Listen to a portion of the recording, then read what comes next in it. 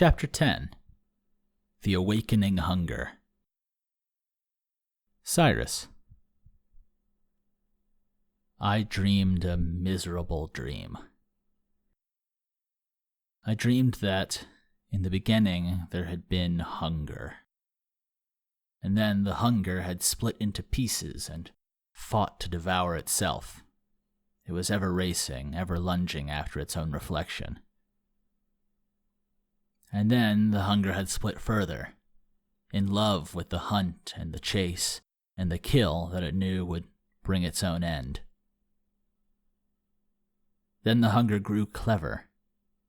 It learned that the kill was not best done in a moment, but rather in time, in the day or the week or the year or the eternity of a lifetime. The hunger adapted tricks to hunt longer. It grew kind, it grew patient. It learned to love, all so that it might continue to kill, consume, devour.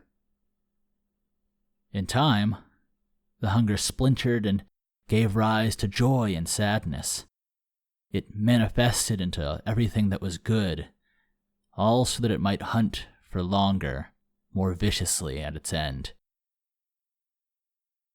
Eventually, the hunger fractured into everything that we call life, with all its subtleties and colors, all its wonders and magic, until some of the pieces had forgotten what it had even meant to hunt in the first place. But in the same time, other pieces had grown dark and twisted, consumed only by the hunt. I dreamt that all those infinite pieces had turned into the world.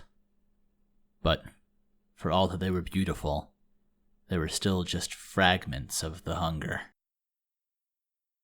And I dreamed that, in time, they would devour themselves alive.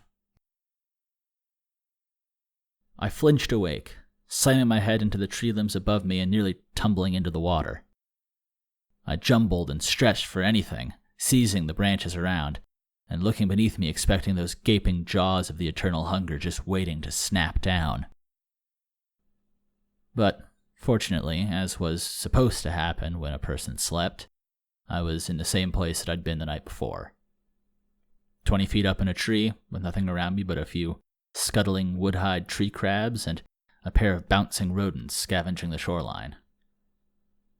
I lifted up to a crouch, scanning the forest and the water for any signs of disturbance. Nothing.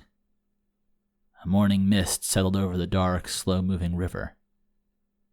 The sandy dirt beneath me showed a blur of tracks, and the deep green walls of the expanse still crowded the riverbanks. I closed my eyes and reached out with that new sense, feeling the energy of the world. It was easier today than it had been yesterday. Yesterday it had been even easier than the day before. Faintly, beneath everything, somewhere deep, deep down, I thought I saw the hunger, still emanating underneath everything that moved or lived.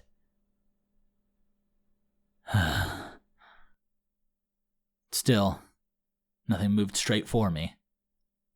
I was all clear, for now. With an aching neck, I climbed down the tree to the beach, scanning the water and skipping a few steps away. I would have to get more to drink eventually, but now was not eventually. I was hungry. I paced 2 circles, looking around, and then took a knee, half expecting a giant worm to erupt from the sand or the trees themselves to reach out and tear me in half. I huddled over my jerky, rationing as best as I could, but giving in to my appetite. I had maybe a few days left of food before I had to start looking for more. "I don't want to be here anymore," I said. "Me neither." And yet, as with yesterday, no matter how desperately hard I wished that I was anywhere but here, the forest remained resolute and entirely in place. so I began to walk again.